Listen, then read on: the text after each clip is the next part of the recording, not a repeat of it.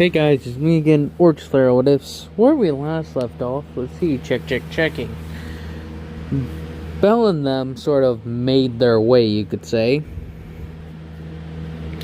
Well, they already went to the dungeon and started doing things there.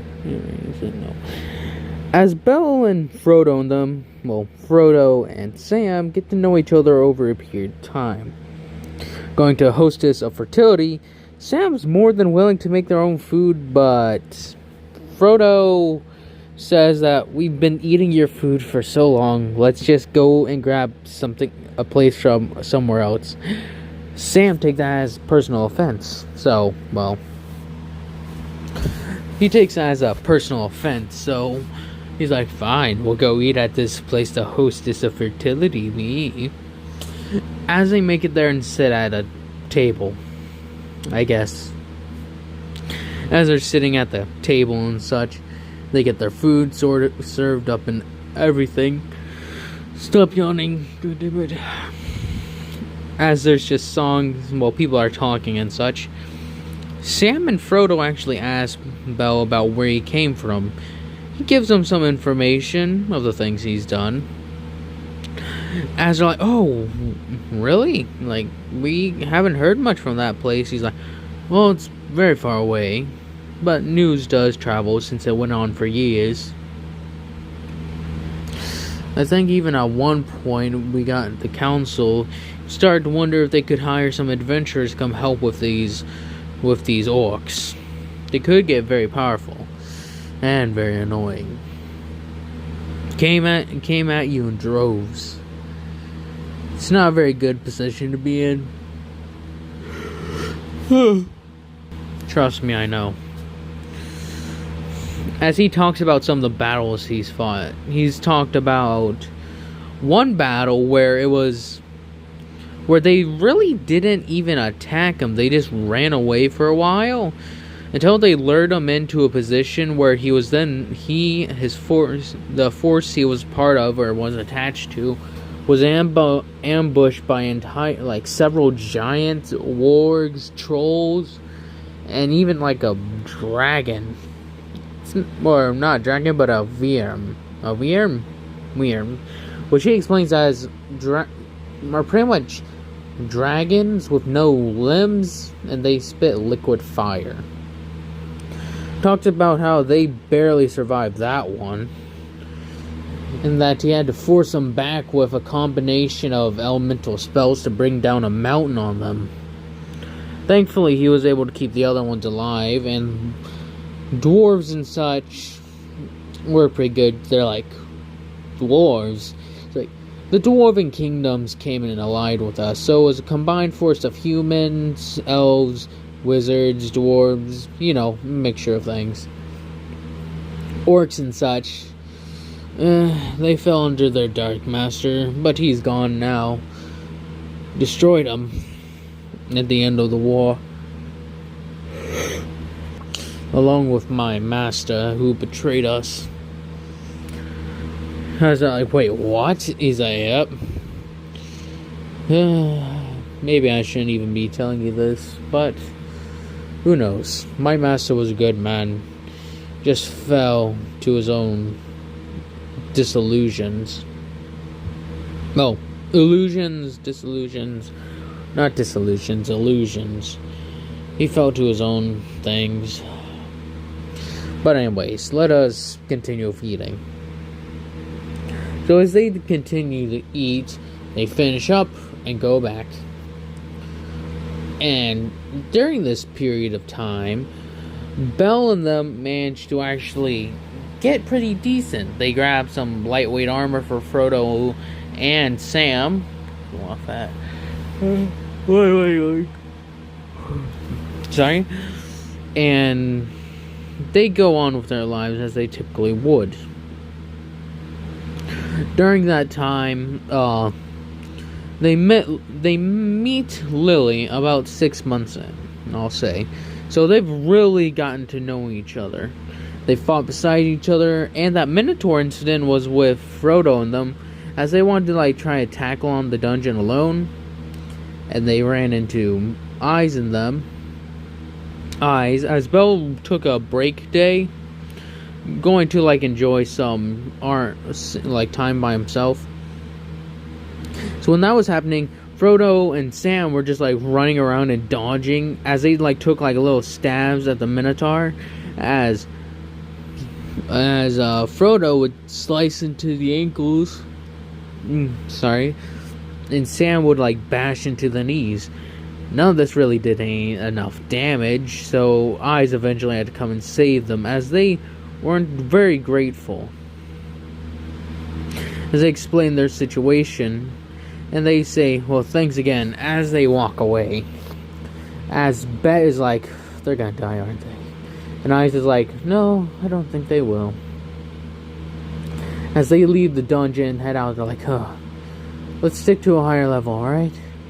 It's like, alright.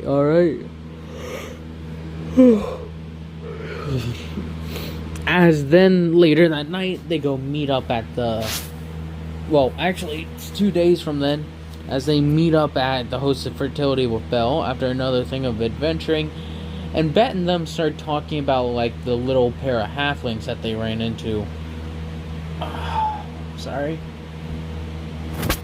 As she starts saying, and how Bet keeps on making fun of them. Sam and Belle are, not Belle, but Rollo are starting to get, well, you could say embarrassed. As Belle walks over, says, do not listen to him. Back when he was younger, he was probably as weak, if not weaker than you two. You two are above average, I'll say. The average supporter or even adventurer. Or you can be far greater than you are right now. But everyone has a starting point. Everyone, including, and I mean everyone. So, do not let what he says get you down. As he says, now, it's about time we return. As then they return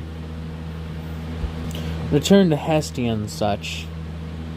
That next day, Belle, like Frodo and them, decide to take a day off. Just like trying to clear their heads. As Belle goes to a dungeon by himself, that's when he runs into Lily. Surprise, surprise. She talks about how she's seen him before with his other two supporters. And she was wondering, would he be willing to hire her on for the day? As then Belle explains that they are not his supporters, actually. They are their own adventurers. They're halflings, as he explains. As she's like, oh, that's cool. As he explains that, sure, he wouldn't mind partying with her today. As they start going through the dungeon, he isn't like going down deep into the dungeon to fight like these giant monsters. He's fought giants and such, but he's taking it easy. This is like his form of retirement. He always wants to keep like practicing his magic, so he figures this is the best way too. As he also, during his like time off, I'll say they have somewhat of a citadel, or like a small little count's library for wizards to learn magic and such. As Belle, like halfway in, found this place, he decided to apply immediately, as he was welcomed in pretty much immediately, as they like learned of his talent and how skilled he was. He wanted to like be led into some like the higher like tiers of magic, and to get a better understanding, better understanding. As well, he's learned a few more tricks, and he has still stayed away from that whole dark magic side. As he starts looking over some of the magic, he learns absorption, extracting, those kind of spells, as these ones are kind of complicated in using, in the sense that he himself wasn't able to learn a lot about healing magic, but here it seems like they have a bountiful amount of knowledge on such things. So it teaches him how to, like with how Radagast saves the, I forget what it's called, hedgehog in the Hobbit movie, like how to extract curses and such. He He knows how to defend against them, but extracting things like that is kind of difficult for him because he doesn't understand the full capacity. As he's reading up on this and such, as he's hiring Lily, they go through their thing as he blasts away. Well, he uses his sword as well. He cuts the, give me a second, the, what was it? Ants and such, there we go. Like ants, wolves, and uses lightning to blast them away. Even using shatter now and then. And helping Lily out. As they go through their thing as they normally would. Eventually culminating in that same thing. Where Lily and Belle, well, Lily tries to backstab Belle as Frodo and Sam actually joined up with Belle, as then Lily wanted to join up again. As he was completely fine with this, they kept on adventuring as they would. As everything was going smoothly, until Belle and her were separated. That sucks. As they're separated, Lily does the same thing in the anime as she did in the anime, except she steals his sword and his staff and his pouch of goodies. And she's like, Lily, I need that stuff back. Well, she left his staff. As in, it's like, sorry, Belle, but I gotta do this. As she runs away, as she does in the anime. Sorry if this sounds very bad. But as it goes along as it would in the anime, I keep on saying that a lot, have I not?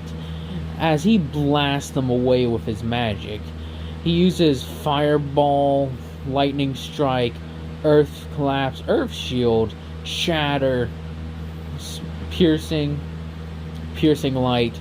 He uses a bunch of magic. As by the time when he starts running up, there's like been over 20, maybe 40 enemies that have come at him at once. As even Lily didn't foresee that, but he was really powerful and that lets off in the dungeon, so powerful enemies and numerous enemies came to fight him.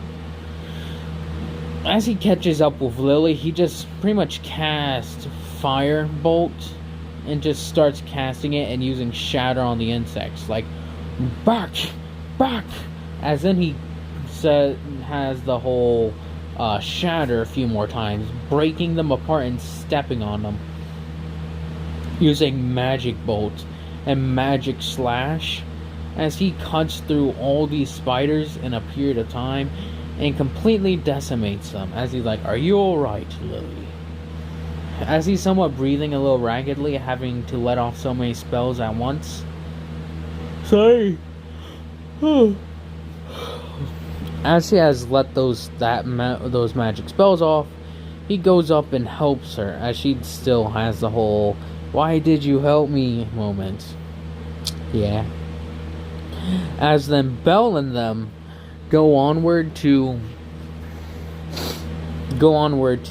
have fun and such. And now I'll say they go, and Belle, Seer and like Ryu talk with Belle, or at least Belle actually struck up conversation once with Ryu, saying, "You're an elf, right?" As he looks at her, "Do you hail from this land's kingdom of elves, or do you hail from the other lands?" As she explains that she hails from this one, as he's like, "Oh, sorry for bothering you." She's like, no, as she's kind of curious about the other elves in the other lands. And Middle Earth, I'll just say that. As he explains their forms and such, and how he explains that he was very good friends with their actual leaders. Except for, I forget his name, shit. Not Thorlin. Thanglin? I forget his name, goddammit. Elrond and Galadriel were the ones he was friends with. As he explains that Lord Elrond was king of Rivendell, one of the more mighty of the houses. More of the kingdoms. And Galadriel ruled over one of the greater forests. Greatest magic user he's ever met. He explains that with a flick of her hand, she destroyed She destroyed several servants of the Dark Lord with a single flick of her wrist. Saved my life on numerous occasions. For that, I will be forever grateful to her. It's like, did you ever save her life? Once. As he then goes on to explain a battle with, pretty much the battle with the balrog.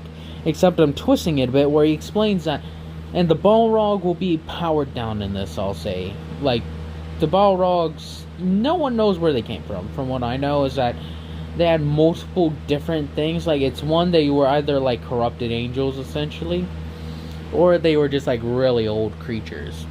And that there were, at times, their numbers became confusing. Like, during one part of the books, apparently, he said like hundreds of balrogs dropped from the backs of dragons. And then another thing says there was like only 14 or 12, if I remember correctly. And they were all really powerful, so I'll take back what I said about them being super, like, powered down. But I guess I'll say that they are. So he explained his battle with the balrog. As he also goes on to explain that several more of them are still unaccounted for. As he says that a balrog's power is almost as great as the most wizards. High-ranking wizards. In fact, it almost killed Galadriel. I was just barely able to stop it. And by then it had an extensive battle with her. So, I was only lucky enough to squeeze in at the last bit. She's like, alright, well, what happened?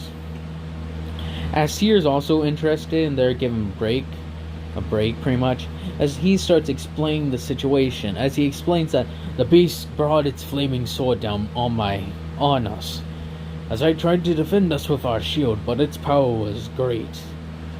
So I went to fight it with sword and magic, as I kept using enchanted blades to pierce its hide. I then forced it back with shatter, lightning bolts, magic bolts, and even tried to bring the earth itself to rally against it. But very few things worked. Eventually, I was able to stab it right in the heart with a light after hitting it with everything I had, and then using shatter, then a lightning-imbued blade, and stabbed it straight through the heart, casting it down from the mountains from whence we were on top of. Lady Galadriel was able to save my life, thankfully. Wouldn't be standing here without her aid. As then he finishes off the story and goes on to talk about a bit more of the Elven kingdoms, some of their legends and such. As then when the time comes, he leaves. Now, I'm gonna be going on now to the monster thing. Yeah, sounds good. Sorry. As then he talks about the whole as he's walking to the monster festival wanting to see it, because Frodo and Sam wanted to go see it as well. So as he's traveling with them, they even run into Hestia eventually. Bell being known, but not to a high degree, since that he's like trying to keep his appearance very on the down low. Like, sure, people know who Bell, the Great Wizard, is, but descriptions on his face are kind of different. They say he has white hair and red eyes, like, is one of the more assured things about him, but other things, get lost. Like, they don't talk about his clothing, they just talk about how he uses a sword and a staff. As then Bell and them eventually meet up with Hestia, and then they continue to look for a seer, as the silverback comes bursting out of the thing. As Bell's like, get behind me. As he uses a lightning strike to force the beast back. He's like, back in there. Stay back in your... Go back. As he's forcing it back. As it comes rushing in with fists and smashing it on there. It's like, shit. As then he summons another lightning strike. as he uses fireball and blasts it, causing a lot of like a patch of its hair to just turn to ash. As that happens, he pushes up and slices, well, not slices, but as it reaches out his hand to grab him, he like slices at it with fire imbued blades, as it causes it to scorch and bleed. The thing is not happy, as it comes smashing its fist down and brings its entire body down, getting close to the ground, as Bell steps back, then uses shatter right on its face as it just goes popping an eye, you could say, more busting off that like iron visor thing, as then Bell pushes upward, getting on the hand and just like bringing it down like through the top back of the neck, as he's like, oh, as it falls down and then just goes like poof, as then he's like, well, that was fun, as he takes the stone, as he's like, as he speaks with Hephaestia, as he explains to some of the, what were their faces? Explains to the, I forget what they're called, I forget what the familia that runs that thing is, it's the guy with the elephant mask. He explains to some of their people how he took down the silverback, and that's the end of that. They go forward with these things, as Frodo and Sam actually have that whole passion to grow stronger, and their main like focus is like eyes and Bell.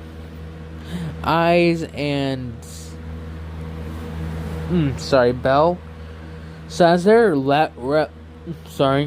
boosting up rapidly, while Bell is still ahead of him in the sense that he could destroy them physically and with magic, he's just on that level.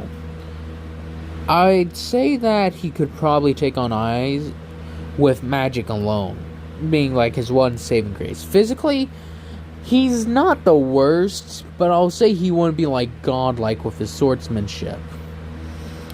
He just more or less focused on a more forward style, like he didn't do any fancy flaring, or he isn't even like as fast as eyes or even as strong, I would say. Like I said, his main focus is his magic. As they go on to have the same encounter with the Minotaurs. I forget her name, Freya, being obsessed with Belle as she would in the anime, seeing this like beacon of light, as Belle was blessed for that split second to like strike down the Saruman, being granted the gifts of heaven, you could say, as some of them up there saw fit to grant him that bit of mercy in that moment, as he struck Sauron down. As then they deal with the Minotaurs, as this Minotaur is buffed up, and that's why he isn't like just decimating with like that enchanted holy light stuff. That's the reason. As then they go to fight, I'll say not just one Minotaur, but several of them, as Bell keeps them back, as a few of them throw weapons, throw boulders, or just come rushing at him with normal weapons. So I'll say there's 4. They come rushing in as Belle's trying to help Sam, Frodo, and Lily, as Lily's using her little crossbow to like keep them off them, as Eyes and them like still have that whole moment with the people like trying to heal them up, as Belle's like, get out of here, I'll deal with this, as he's like, shut up, as he forces down one of the Minotaur's head, causing it to go pop, as then he sort of moves forward, casting iron rod on his staff to make it stronger, as he smashes it right into one of the swords, using his sword and his staff as sort of like a clashing with it, as he's like, bark, as then he enchants his sword with flames, as he brings it and slices like right around the Minotaur's eyes, and gets the eyes pretty much close into the head with how strong the sword is, as well as fire being very strong. As the Minotaurs are starting to like chase Frodo and Sam, as they're like, help us, as Eyes comes in and slices through them, as Sam and Frodo actually team up on the other one, as it was somewhat harmed. They got into it and just like sort of stabbed it, like stab, stab, stab. Whole thing. As Sam was instrumental in that. As a thing finally goes poof, Bell says, "Thank you, Miss Ives. Your assistance was greatly appreciated." As he gives a bow of his head. As the wizard of their group actually asks Bell some questions, he's like, "Oh, another elf. Small world, it seems." He then answers some of her questions. And they talk about some things that deal with magic, as everyone has no clue what they're talking about. Very few of them know what they're talking about, because not everyone gets magic. As they bid their farewells and they head up. Having that done. Bell's cloaks and such got torn, and his armor was kind of destroyed during that. What armor he had. Same thing with Frodo and Sam. Minotaurs don't mess around. As Bell was it was a sort of like a surprise attack. So Bell's armor was hit with some weapons, you could say, but held up to a point where at the battle they need to get some new ones. So as they start going around looking, and they found some cheap armor made by a Wolf Crozo. Therefore, Wolf enters the field. As then they go on with that. They get the armor and start having preparations made. They actually got a few horns from those Minotaurs. As then they give it to Welf, as he actually turns it into several short swords. Like, he turned it into a single short sword for Frodo. As Bell explained to Frodo that that sword he gave him was old and that he needs to replace it with this. As Frodo says that he won't get rid of it, he'll just use the both of them at the same time. And she's like, "Alright, do what you want." As then they get their new armor, and they look awesome. Bell still wants his gray cloak, so he asked Welf to give him ones with gray highlights instead of red highlights.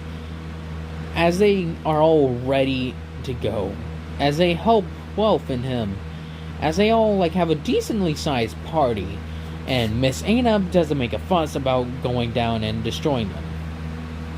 Also, they all leveled up during that situation with the Minotaurs. Well, Frodo and Sam did, maybe even Lily, but Bell still hasn't faced a real challenge yet. As they start going through the dungeon, as they would prior to the thing. As they're making their way, they're like, "So, Bell, got any more stories to tell?" He's like, "Well, what type would you like to hear?" Tell us another one of those stories with the ones with the mountain and the dropping a mountain on them. Alright. The first, well, I will tell you differently. Well, what's another story? In the Goblin Town.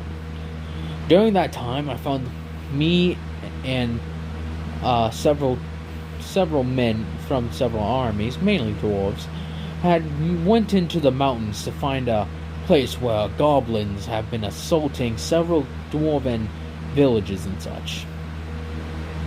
We made our way there. As when we were down there, what happened was that the goblins have formed somewhat of a society. They claim dominion over large amounts of dwarf ruins that were left long ago due to the goblins in the first place. It would take too many men to recapture it. So, thinking upon with what the prince... Wait, you had a prince with you? Yes. The prince of the dwarf said that it would, with the goblin filth, as in his words, had taken it over and already tainted it, he wished it destroyed. So, after several things, we brought the entire cavern down on this goblin town, smashing in the bits. It was trouble getting out of that one, especially with the great goblin. It was was about the size of a troll. It's quite impressive, to tell you the truth. I was like, wow. I was not expecting that.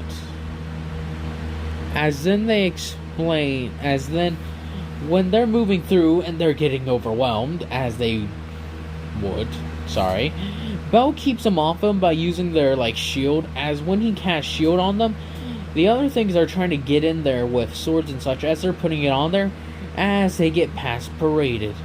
As they're like, we just got past paraded, as Bell's like, As then he's like, oh, everyone, stay clear, as he gets the staff, he's like, you shall not touch him, as he brings it down, casting earth manipulation.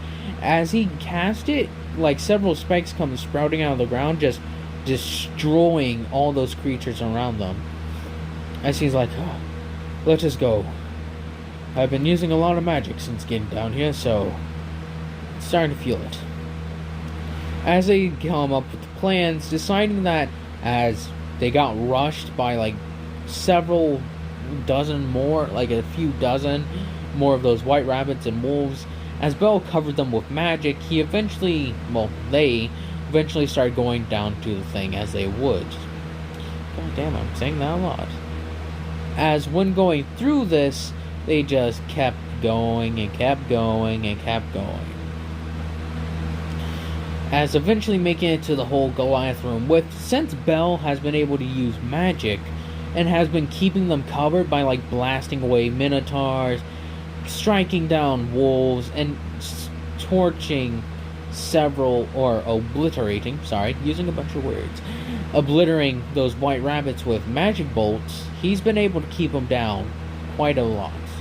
And he's been slicing with a few of them, so they're essentially if they had gathered all those stones, they'd be rolling in riches, enough to fill a tub, I would say. Pretty big tub.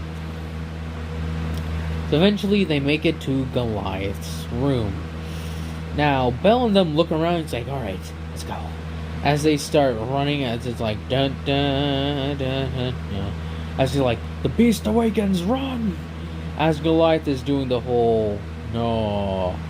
As they just barely make it through, as they're haha, we made it! Oh, it's so good to see the light again. As Bell's yes, yes. As he's standing up, Welf is you okay, man? It's yep, I'm good. Thankfully, we were able to outrun those. Reminds me of the time when we were running away from the goblins, like I said, in Goblin Town. He's man, you have a lot of stories, don't you? He's yes. Yes, I do. I can tell you about the time I talked with the Ents. What the hell are Ents? As Frodo, Lily, Sam, and even Welf, maybe Bell, are starting to feel the adrenaline wear off, so they start falling down, sort of. As Bell's rejuvenate, as he cast it, as every one of them, except him, since it doesn't work on him, self-healing like that, doesn't work on him, they re-straighten up, as he's alright, let's start walking down here. It's a safe zone. As then they meet eyes, as all of them travel to their little camp. As in later that night, they also, and Lily doesn't send in this would she, is my question. Hephaestus, and I'll say they actually do confess about what happened. So there you send the rescue team, as then Bell, while they're down there, thanks the leader for allowing them to stay in their camp. As it's it's no problem at all. Especially for such a grand wizard such as yourself, Bell the Grey. As he's I wondered when someone would actually realize that I have been using that name. It's well, our friend the wizard, started saying how you were quite knowledgeable. Even more so for some wizards, especially in the multiple arts you have been taught. Most wizards tend to stick with the whole one. As he then explains that his master believed that he should have a grasp on all magic spectrums, even dark magic, but he doesn't really focus on that. He learns enough to defend himself and to cure people of it. It's quite difficult poison to get out indeed. So he looks down and then looks back up. Well, As he stutters a little bit, thank you for helping us. We will try to beat all of your hair as soon as possible. As he's like, it's no problem, Mr. Bell. Then he leaves as Tion and Tiana still try to talk to him about, he's like, so cool for defeating Minotaurs at level 1. He explains that it really ain't that difficult since he has magic. As he explains that magic can be not an outlet, but a great asset in battle. Especially if you're able to cast it fast. Unlike some wizards who have to spend years, apparently he was some sort of natural. He was able to do magic at a really young age. As then he starts explaining, and then late at night, Eyes actually questions him about why did he stutter about curing people. As then he's like, As Frodo says, you don't have to talk about it, Mr. Bell. As Frodo Bell says, why not? I've been holding it in for a while, and I think it'd be good to talk with some friends about it. My master, Saruman, we had no idea where he went at the beginning. At the beginning, I thought he was captured. And one day, when me and the people I was attached to, I thought I heard him calling to me. So he called me away to talk with me about joining him. I refused. As then we did battle. I tried to convince him about his error of his ways, but he wouldn't listen. We fought for hours. Eventually I made a wrong move, you could say. Was brought down to my knees, and orcs came and attacked, had already decimated the people I was supposed to protect. Or supposed to defend. I was clad in chains and clad in irons and sent to this one of the Dark Lord's many fortresses. They tried to break me there any way they could. He left it up to his most despicable servants, but I did not break. Well, I did not break, but I believed in my master. And if I broke then, he most definitely would have been disappointed in me. He always told me to hold strong, to remember what I was taught. It was just a shame he forgot his own words. As then he finishes that sentence, well, it's been a pleasure talking with you all. As when he gets up to go sleep, that's when they run to Hestia and them. As Hestia and them do that thing. As then it goes on. They go visit that town. They don't really run into anybody there. So, no dark servants either, so.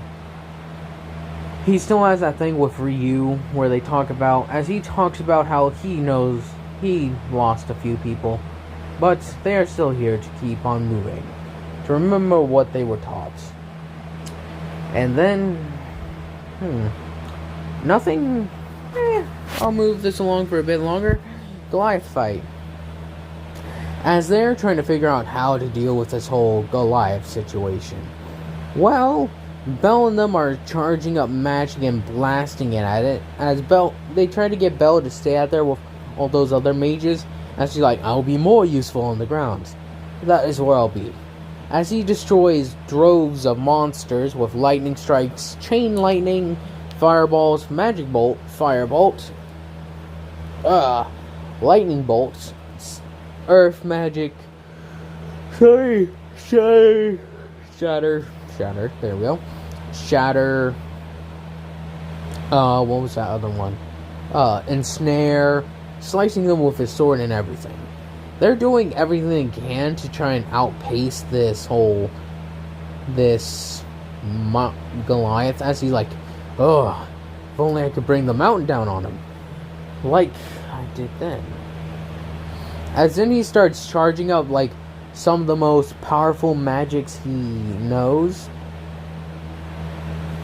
As he charges it up, he's starts saying a chant, by the holy light of the heavens, by the grace, by the deepest fires, by the greatest light, by the earth and stone, by the fire and water, by all magic powers and beings in the world, I ask you to lend strength to this mighty blow, for it shall be those that I will strike down with all my might. As he is enchanting this, and this is like one of his personal spells. As his master taught him, he knows a bit about dark magic and enough to use it, or to defend it, but he's also learned how to use it in another way, sort of mixing it with light, sort of like a combo. As then he brought it down upon the Goliath, completely destroying it, as it was vaporized pretty much.